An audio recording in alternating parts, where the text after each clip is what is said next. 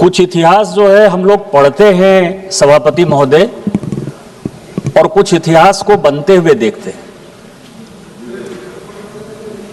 और हम सभी इस सदन में जितने भी सदस्य बैठे हैं वो इस इतिहास के बड़े गवाह हैं कि माननीय प्रधानमंत्री जी के नेतृत्व में माननीय गृह मंत्री जी ने इस देश के इतिहास को ठीक कर दिया, बदल दिया। मैं उनको धन्यवाद देना चाहता हूं। धारा 370 खत्म होते हुए हमने देखा इसी सदन में, 35A खत्म होते हुए देखा इसी सदन में, महिला रिजर्वेशन बिल 33% इसी सदन में जो है बदलते हुए देखा। और आज 31 मार्च 2026 जो उन्होंने टारगेट रखा है, उसके पहले 30 मार्च को ये गृह मंत्री इतनी मजबूती के साथ पूरे देश को ये मैसेज देना चाहते हैं कि हम जो कहते हैं वो करते हैं। ये कल नहीं है। कई एक वक्ताओं को मैंने सुना कि कल खत्म होगा। इतिहास में कल कभी नहीं आता है। इतिहास में आज ही सबसे महत्वपूर्ण है, और वो आज का पल है कि ये 30 मार्च 2026 है और 31 मार्च 2026 को नक्सलवाद खत्म हो जाएगा। मैं उस परिवार का लड़का हूं सभापति महोदय जिसके दादा जो है नक्सलवाद की भेंट चढ़ गए। आज भी उनकी लाश नहीं मिली। पिछले 35 साल से मैं अपने दादा को जो है ढूंढ रहा हूं और उनका श्राद्ध तक नहीं कर पाया। मैं उस पार्टी का सदस्य हूं झारखंड में जिस पार्टी के नेता बाबूलाल मरांडी जी के बेटे जिनके की शादी तुरंत हुई थी 1 महीना पहले, उसको नक्सलाइट ने गोली से मार दिया। मुख्यमंत्री थे बाबूलाल मरांडी जी। मैं उस झारखंड राज्य का सांसद हूं जिसमें 24 में से 18 जिले नक्सलवाद की भेंट चढ़ गए। और इस सदन में क्या चर्चा होती थी? एसआरई का फंड कैसे जाएगा, सारंडा कैसे खत्म होगा, मनरेगा कैसे खत्म होगा। आज जो है ये लड़ाई जो खत्म हुई है, ये लड़ाई कोई नक्सलवाद गरीब और अमीर की नहीं है। मैं सभी वक्ताओं को सुन रहा था कि ट्राइबल का ये है जी, इसका गरीबों का ये है, किसानों का ये है। मैं इस सदन के से पूछना चाहता हूं आपके माध्यम से कि इस नक्सलवाद के नेता कौन रहे? चारू मजुमदार शेड्यूल ट्राइब थे, ओबीसी थे, किसान थे, क्या थे? कानू सन्याल ब्राह्मण थे, विनोद मिश्रा ब्राह्मण थे, विश्वनाथ तिवारी ब्राह्मण थे, सत्यनारायण कम्मा थे, नागा रेड्डी थे। यही 7-8 लोगों ने तो यह आंदोलन किया।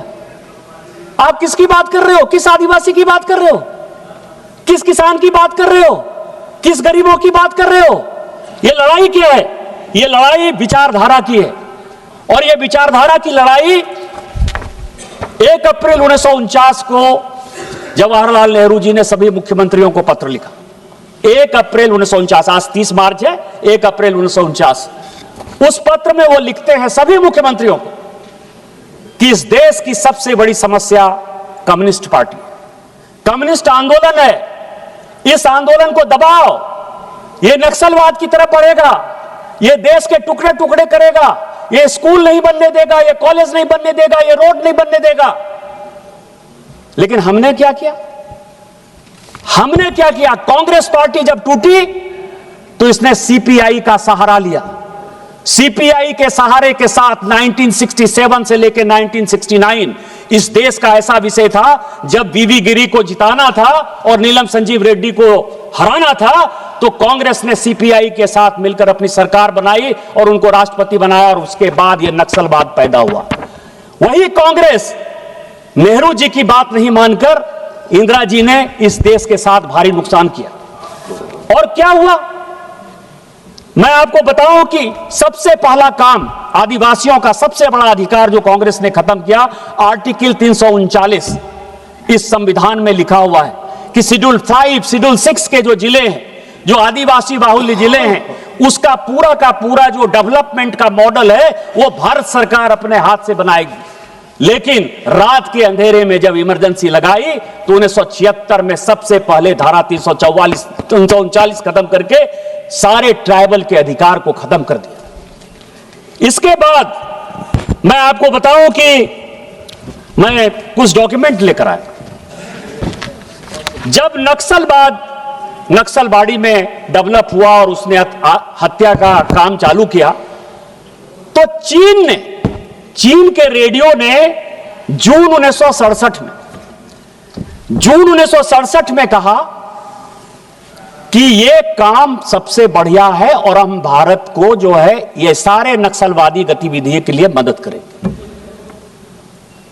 और 1969 का जो कम्युनिस्ट पार्टी का रिजोल्यूशन है चाइना का, वो ये कहता है कि हम पूरा का पूरा उसको समर्थन करेंगे। और आपने क्या किया? 1969 में, 1967 में ये जो चीन का रेडियो ये बात बोल रहा है, 1969 में यदि चीनी कम्युनिस्ट पार्टी का रिजोल्यूशन ये हो रहा है, आप 1969 से लेके 1977 तक उसके साथ सरकार बनाते रहे। हम भारतीय जनता पार्टी के कार्यकर्ता हैं, हम राष्ट्रीय स्वयंसेवक संघ के कार्यकर्ता हैं। हमारे लिए ये आइडियोलॉजी है, हम इस आइडियोलॉजी के खिलाफ हैं और आपके लिए ये सत्ता प्राप्ति का केंद्र है। आपने क्या किया? आज भी आप यूपीए सरकार में किसके साथ हैं? उसी कम्युनिस्ट के साथ है जिसने इस देश को तिरुपति से पशुपति तक पूरा कॉरिडोर बना दिया। आज यूपीए में, केरल में जो है आप उसके खिलाफ हैं, केंद्र में सरकार बनाने के लिए यहां है। बंगाल में आप उसके खिलाफ है, केंद्र में यहां सरकार बनाने के लिए यहां खिलाफ है। और ये सब डॉक्यूमेंट है।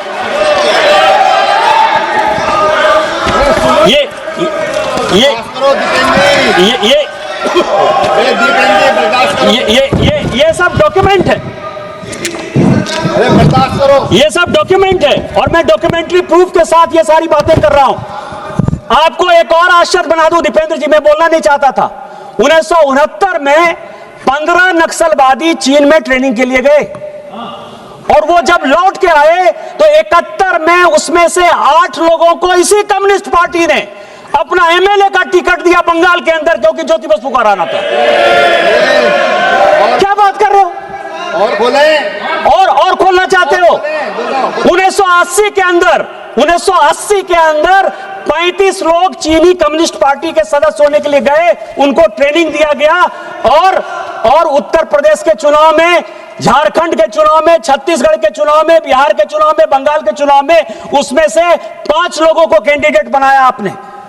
पूरे चुनाव जीतने के लिए, पूरा चुनाव की लड़ाई लड़ने के लिए कांग्रेस पार्टी ने इस एलडब्ल्यू को बढ़ाया, उसने एक्सट्रीमिज्म को बढ़ाया, उसने आतंकवाद को बढ़ाया, जिसके कारण कि लोग गरीब रहे।